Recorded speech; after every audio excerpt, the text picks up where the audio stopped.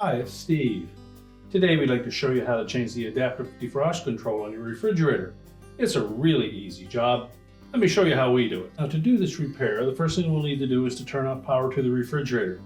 So either pull it far enough forward that you can unplug it, or locate the electrical panel, turn off the appropriate breaker, or remove the appropriate fuses.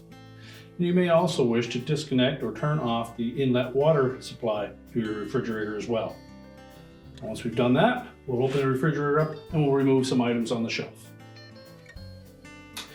Now we've gone ahead and removed the upper shelf to give us a little more room to work here.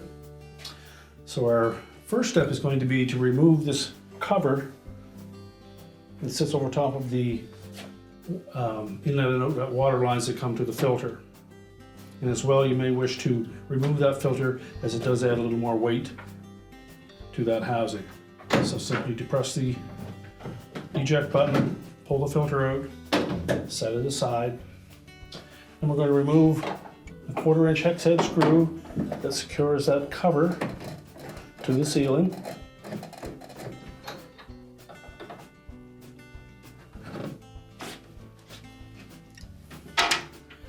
Just lower that cover down, and that will disengage 2 tabs at the front that lock into the back of this housing. We'll set that aside. Now next, there is a single screw right at the very center at the back of that housing. We're going to remove that.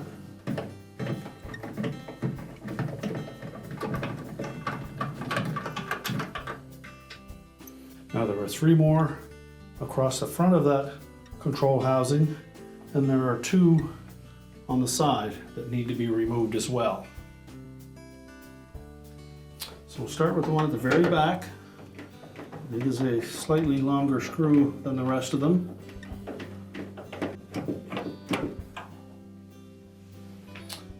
And there is one up closer to the front, and you may wish to remove the light bulb to give you better access to that screw.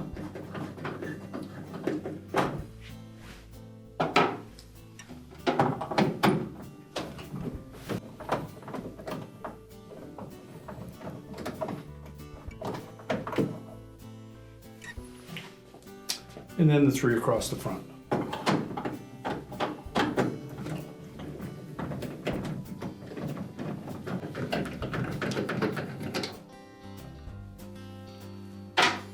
Now before we remove the last screw, we'll need to disconnect those 2 water lines if you have not done so already. You'll note that there is a little collar on each of the inputs to that filter base. If we push that collar towards the base while pulling outward on the tubing, that will release it. So push the collar in first and then pull backwards on the tubing. Now, there may be some water in those tubes, so you'll need something to clean that up.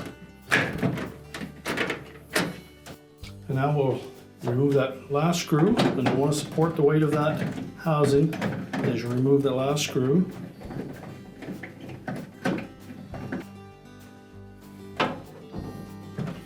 Just lower it down, allow it to tilt a little bit clockwise. Now you'll note that there's a large wire harness that goes into the ceiling. You'll need to depress the locking tabs that secure that harness plug, both top and bottom. Just squeeze those together and pull the plug out. Now as well, we have a capillary tube that feeds into the freezer side. So we'll need to carefully pull that whole housing to the right. You'll see that capillary tube come out at the same time. Now we'll take that whole housing, we'll set it on a suitable work surface, and we can change it apart. Now our next step is to identify the type of adaptive defrost control that is already on your unit. The easiest way to determine that is by looking at the motor on the damper assembly here and determining whether there is 1 or 2 switches on it. If there is only 1 switch on your damper housing, you have the later version and you won't need to use this harness. If your model has 2 switches on that motor, you will need to replace the wire harness. So our next step will be to remove the old wire harness and the old adaptive defrost control.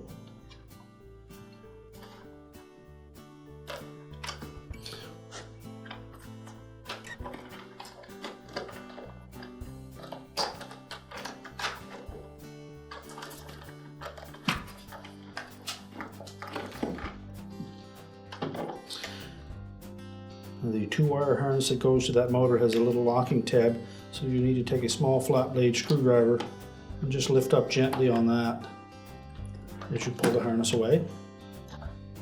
Now to remove the harness from the 2 switches, we need to be careful that we don't damage the styrofoam block on that damper. So again, we'll use a small flat blade screwdriver and then just pry that harness towards the housing.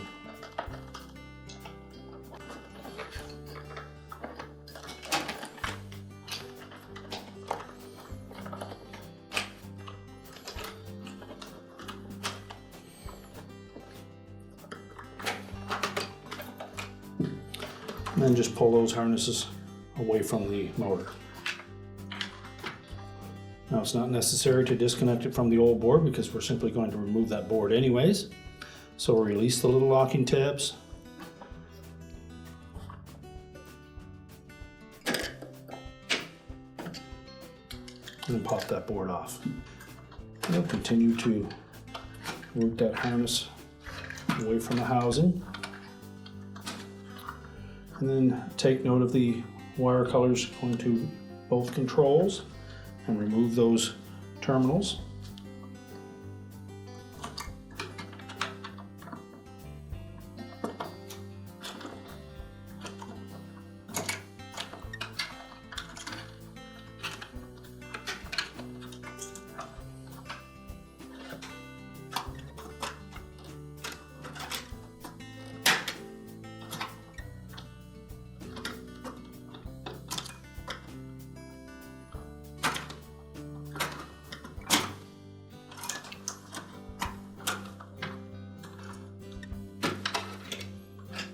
Take note of the ground jumpers, remove those as well as the wires to the light bulb socket.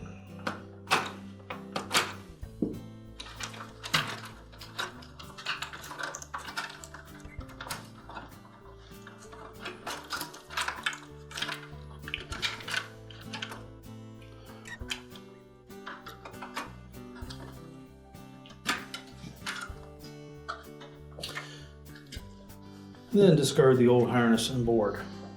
Now you may note that the center control has 3 terminals on it and the original harness had 3 connectors. The replacement harness only uses 2 connectors. It's the violet with a white stripe or white with a violet stripe will go on the bottom terminal.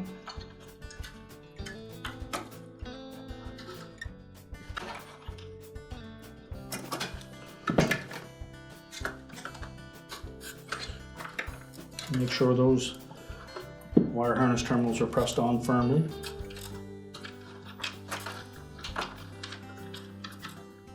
And the black wire harness will attach to the top terminal of that control.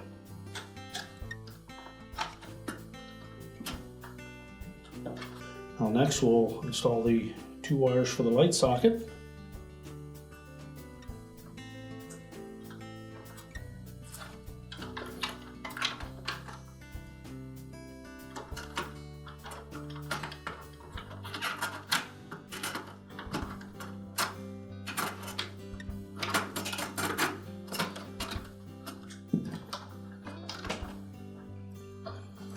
Now there are 2 different size terminals on that harness so that we don't mix them up.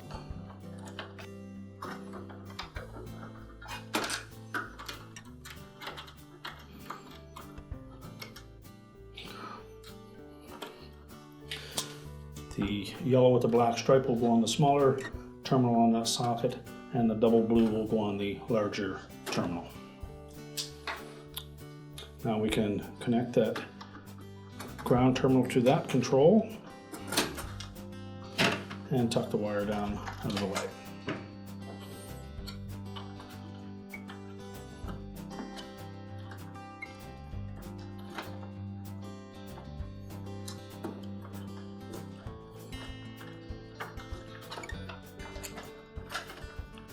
And again, remember to connect the ground to the left-hand control. Tuck the wire harness down into the holders. And we'll also need to remove the mount for the old control by taking out 2 Phillips screws on the back side.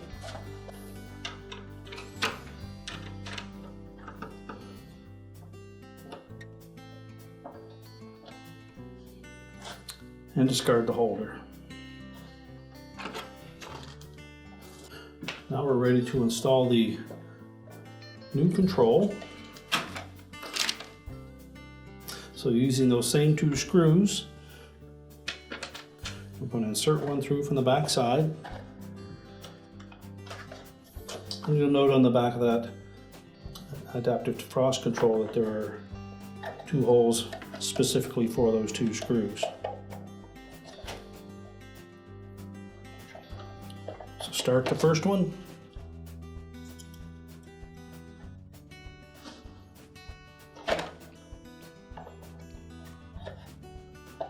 Then line up the second one and then tighten them both.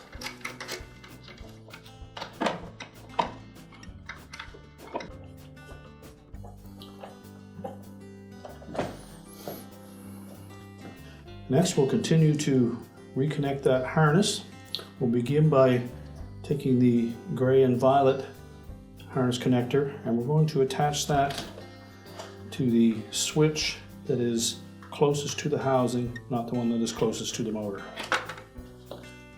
Now, while supporting that housing for the damper, we'll line up the connector with the terminals on the switch.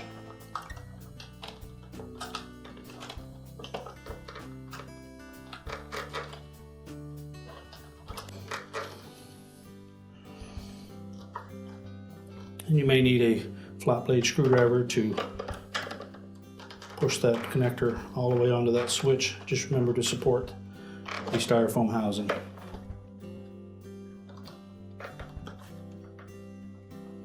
And just verify that both of those harness connectors did engage with the switch.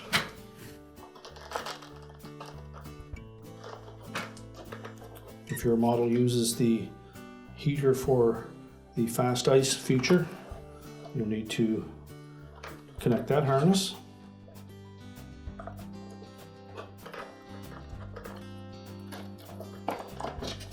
And tuck that in behind. Next, we'll connect the harness to the motor, making sure that the little protrusion on the top of that connector faces towards us and engages the clip on that motor connector. And then the ground wire will attach to the top of the motor.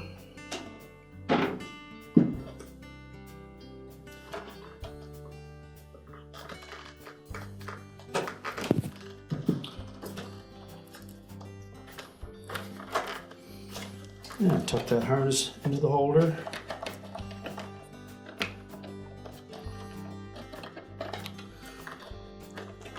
And try to flatten as much of that out below the control as possible so that it doesn't inhibit mounting the assembly back into the refrigerator. We'll rotate the large connector and line it up with the socket on that adaptive defrost. Make sure it's fully inserted and that the locking tab engages.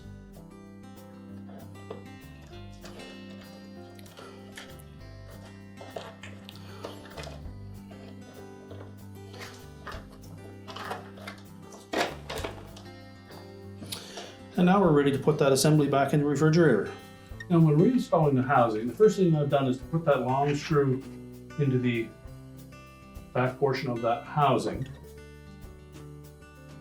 Then we're going to carefully line up the capillary tube with that hole just at the bottom of that rectangular opening, and it should slide freely into that opening.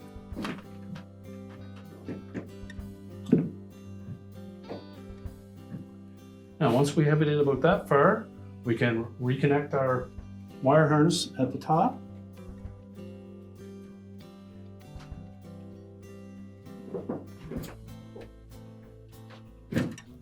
Make sure both locking tabs engage.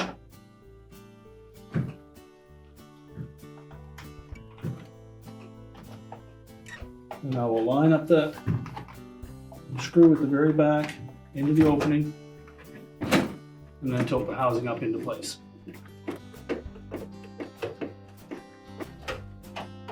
Now, it's not essential that you tighten that back one yet, just enough to hold it in place.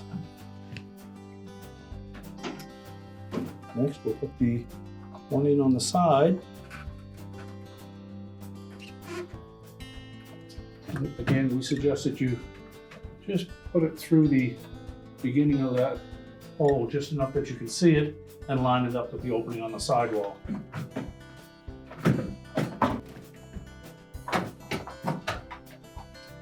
Now, once you've tightened that one securely, we'll reattach the front. Again, just put a screw through, line up the hole, start it.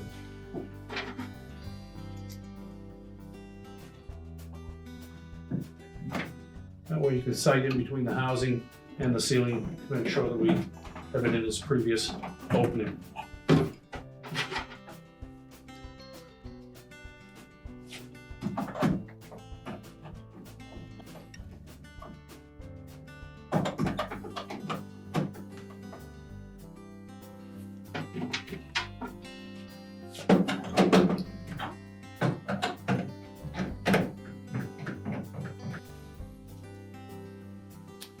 And then the one right behind the filter base.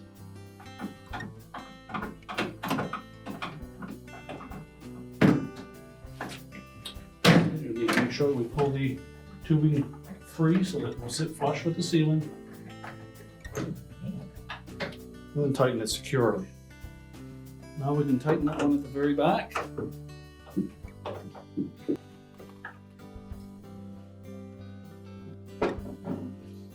Next, we'll need to reconnect the water lines. The tan colored one will be closest to the side wall of the cabinet. And to reinstall those, we'll first just inspect the end, make sure there's no burrs on them. Then we'll fit it into the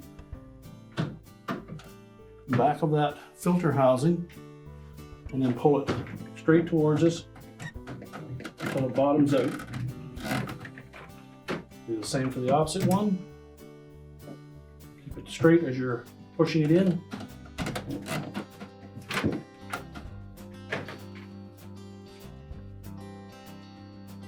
And now we can put the rear cover in place.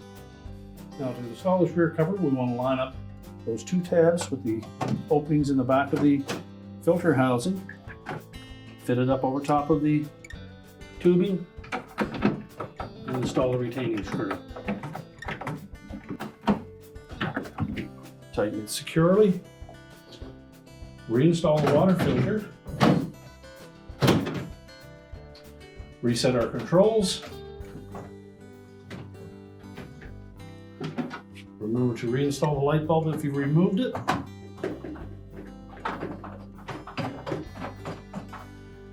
We can then put our shelving back in, close up the refrigerator. We're now ready to turn on the inlet water supply, reconnect the power, and your repair is complete.